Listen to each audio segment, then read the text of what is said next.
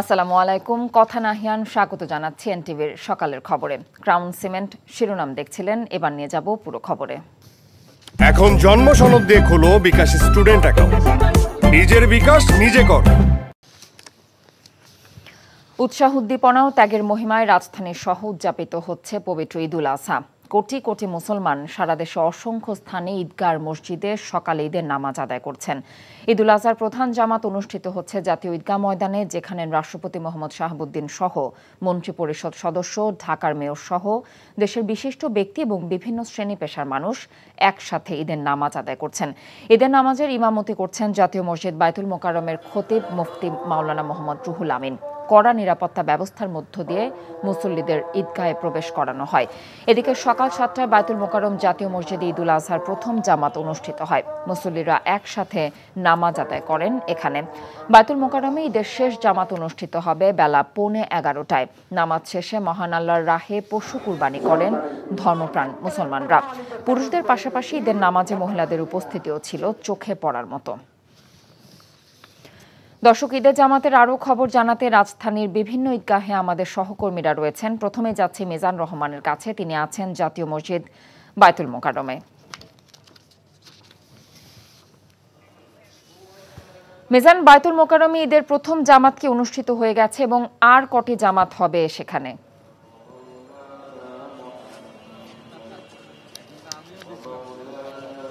কথা আপনি জানেন যে এই যে জাতীয় মসজিদ বায়তুল মোকাররমে আজকে সকাল 7টা থেকে ঈদের জামাত শুরু হয়েছে।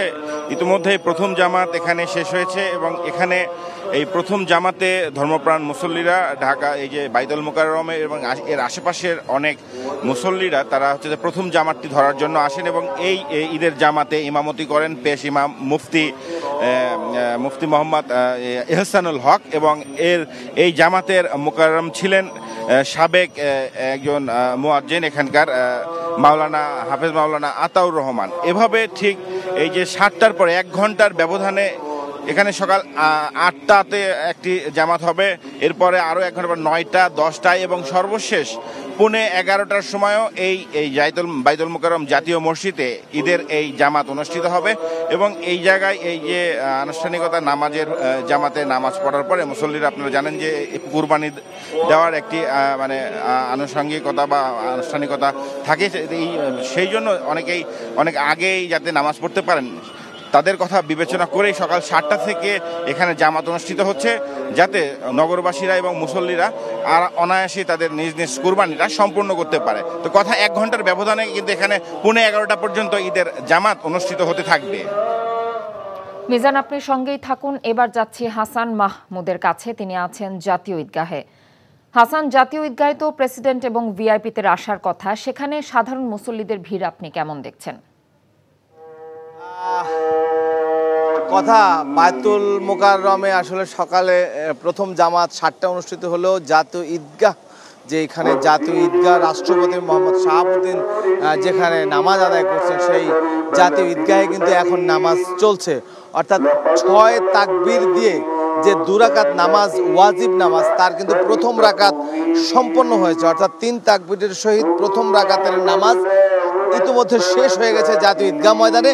এখন চলছে দ্বিতীয় রাকাতের নামাজ এবং এইখানে যেহেতু রাষ্ট্রপতি সহ দেশের গণ্যমান্য বিশিষ্ট ব্যক্তিরা এখানে নামাজ আদায় করছেন, এখানে কড়া নিরাপত্তা ব্যবস্থা রয়েছে এবং সেই নিরাপত্তা বলয়ের ভেতরে গতকালকে আমাদেরকে জানিয়েছেন পুলিশ এবং আইন শৃঙ্খলা বাহিনীর পক্ষ থেকে যে 5 স্তরের নিরাপত্তা ব্যবস্থা এখানে নেওয়া হয়েছে এবং নামাজ চলছে, সূরা ফাতিহা পাঠ চলছে এবং বায়তুল মোকাররমের খতিব মুফতি মাওলানা হাফেজ মোহাম্মদ রুহুল আমিন এই নামাজ ইমামতি করছেন এবং তার ইমামতিতে ধনী গরিব বৈষম্য সব ভেদাভেদ ভুলের সাম্য আর শান্তির যে প্রতীক ইসলামের, সেই নামাজ কাতারবন্দি হয়ে মুসল্লিরা জামাতে নামাজ আদায় করছেন এবং সেই নামাজ কিন্তু এখন চলছে এবং বাইরে নিরাপত্তা ব্যবস্থা রাখা হয়েছে এবং বিশেষ করে এখানে আমরা দেখতে পাচ্ছি যে এই ঢাকা দক্ষিণ সিটি কর্পোরেশন প্রতিবারই হাইকোর্টের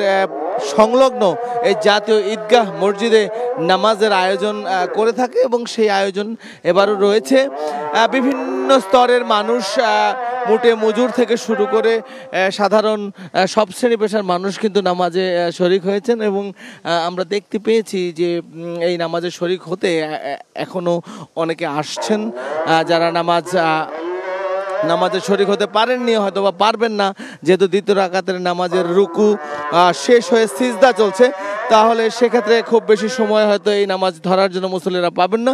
তবুও অনেকে শরিক হতে চাচ্ছেন বা শরিক হওয়ার জন্য নামাজের দিকে যাচ্ছেন।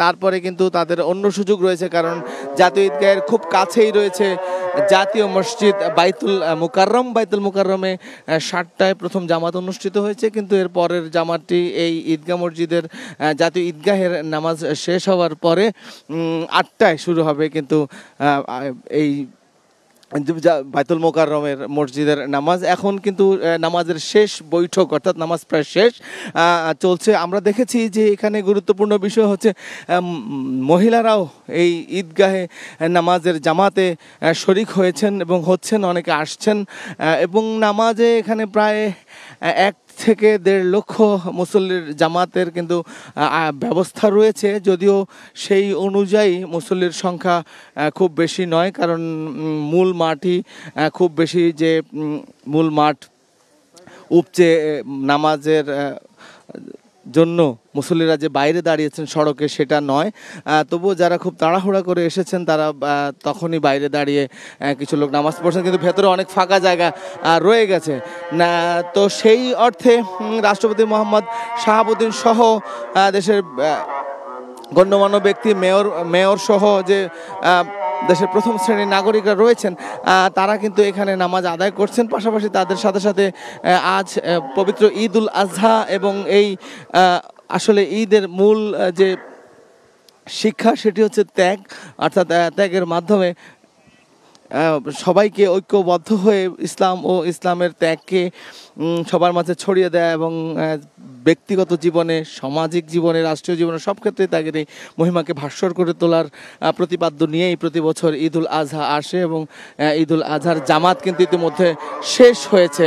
তো ঈদ উল আজহার জামাতের পরে এখন খুতবা পাঠ করবেন ইমাম মাওলানা মুফতি মোহাম্মদ রুহুল আমিন।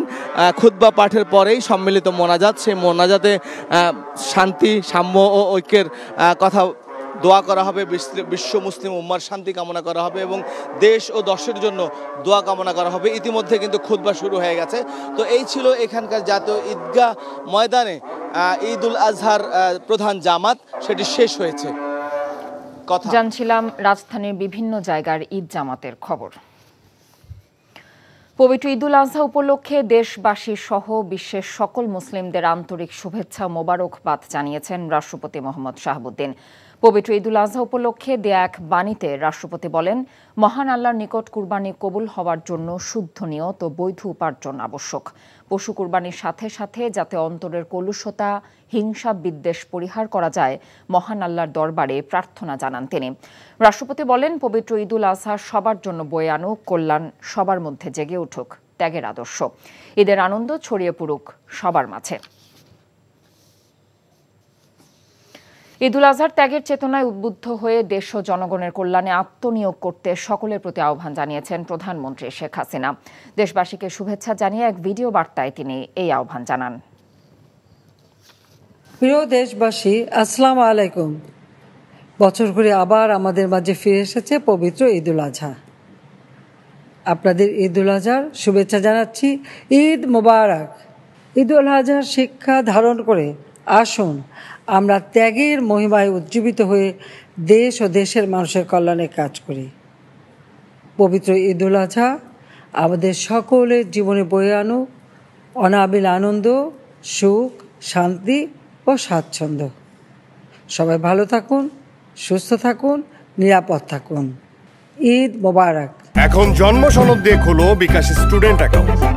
নিজের বিকাশ নিজে কর। মিয়ানমারের সীমান্ত থেকে সেন্ট মার্টিনে গোলাগুলির ঘটনায় উদ্বেগ প্রকাশ করে বিএনপি মহাসচিব মির্জা ফখরুল ইসলাম আলমগীর বলেছেন, দেশের সার্বভৌমত্ব রক্ষায় এই সরকার কিছুই করছে না।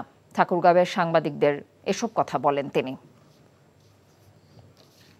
টেকনাফ থেকে সেন্ট মার্টিন যেতে যেভাবে গোলাগুলি করা হচ্ছে এবং সেখানে আমরা যেটা পত্রিকায় দেখলাম যে যুদ্ধ জাহাজও, মিয়ানমারের যুদ্ধ জাহাজও সেখানে দেখা যাচ্ছে।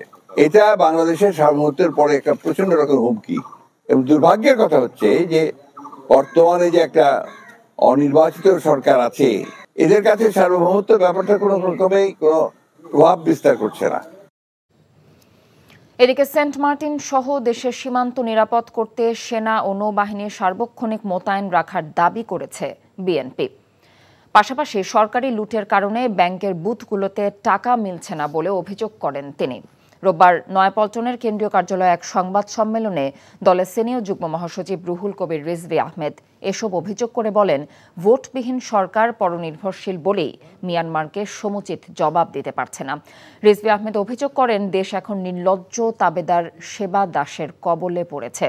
তিনি অভিযোগ করেন, মিয়ানমার জান্তা সরকারের সেনারা বাংলাদেশের জলসীমায় ঢুকে পড়লেও সরকার নীরব ভূমিকা পালন করছে শুধু নতজানু হবার কারণেই। সেন্ট মার্টিনে বসবাসকারী নাগরিকরা নিরাপদ বোধ করছে না উল্লেখ করে রিজভী আহমেদ বলেন, দেশের চতুর্মুখী সংকটে সরকার পতনে জনগণকে সোচ্চার হতে হবে। একটা উলম্ব অভিযান চলছে, একটা ভার্টিক্যাল ইন্ট্রুশনের মতো আমাদের সীমান্ত কি বলে যে অতিক্রম করছে, জলসীমা অতিক্রম করছে। সেন্ট মার্টিন থেকে আমাদের জনগণকে সরিয়ে নিয়ে আসা হচ্ছে। তো সেখানে ব্যাপক সেনাবাহিনী মোতায়েন এবং নৌবাহিনী সার্বক্ষণিক সেখানে প্রস্তুত থাকবে। এটাই তো আমাদের সার্বভৌমত্বকে রক্ষার একটা কি বলে যে প্রধান দায়িত্ব, সেই দায়িত্ব সরকার পালন করছেন না। ভারতের সঙ্গে নতজানু পররাষ্ট্রনীতি আর তাবেদারি মানসিকতার কারণে বাংলাদেশ সীমান্ত হত্যার প্রতিবাদ করার সাহস এবং স্বাধীনতা হারিয়ে ফেলেছে আওয়ামী সরকার। মিয়ানমার ইস্যুতে সরকার উদ্বিগ্ন এবং সতর্ক অবস্থানে আছে জানিয়ে আওয়ামী লীগ সাধারণ সম্পাদক ওবায়দুল কাদের বলেছেন, সার্বক্ষণিক নজরদারি চলছে। একই সঙ্গে তিনি অভিযোগ করেছেন, সেন্ট মার্টিন দখল হয়ে যাচ্ছে বলে সামাজিক যোগাযোগ মাধ্যমে গুজব ছড়াচ্ছে বিএনপি জামাত। রোববার ধানমন্ডিতে আওয়ামী লীগ সভাপতির রাজনৈতিক কার্যালয়ের সংবাদ সম্মেলনে তিনি এসব কথা বলেন। রিপোর্টে জানাচ্ছেন মুকসিমুল হাসান। সবাইকে ঈদের শুভেচ্ছা জানাচ্ছি। সংবাদ সম্মেলনের শুরুতেই ঈদুল আজহার শুভেচ্ছা জানিয়ে ওবায়দুল কাদের বলেন, এবারের ঈদ যাত্রায় সড়কে যাত্রীদের উপচে পড়া ভিড়, নেই তেমন ভোগান্তি। কথা বলেন রাজনীতি সহ সমসাময়িক নানা ইস্যুতে। সম্মেলন ছাড়াই বিএনপির কেন্দ্রীয় কমিটি এবং সহযোগী সংগঠন পুনর্গঠনের সমালোচনা করেন আওয়ামী লীগ সাধারণ সম্পাদক।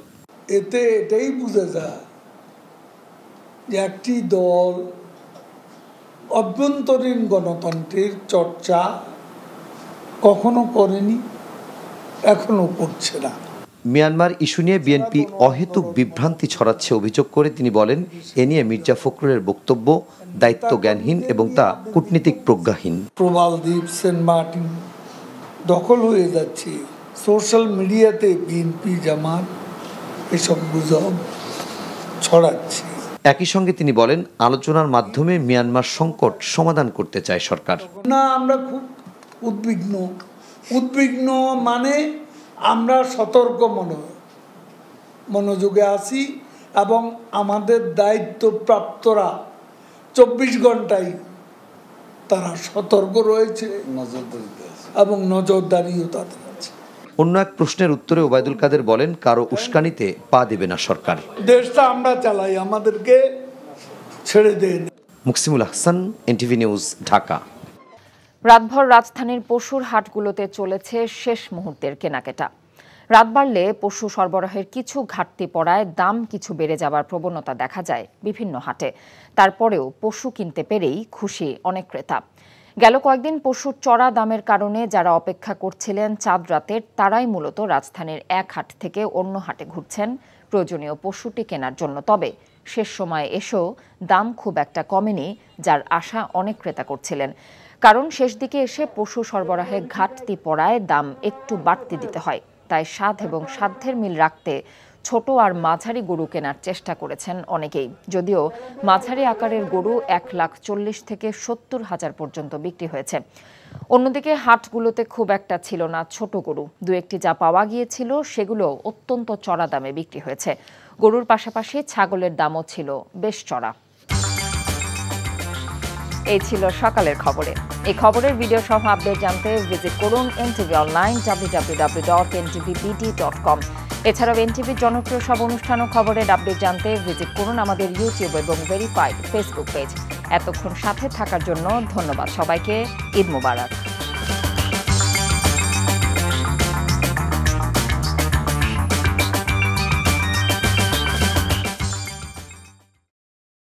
এখন জন্ম সনদ দিয়ে খোলো বিকাশ স্টুডেন্ট অ্যাকাউন্ট। নিজের বিকাশ নিজে কর।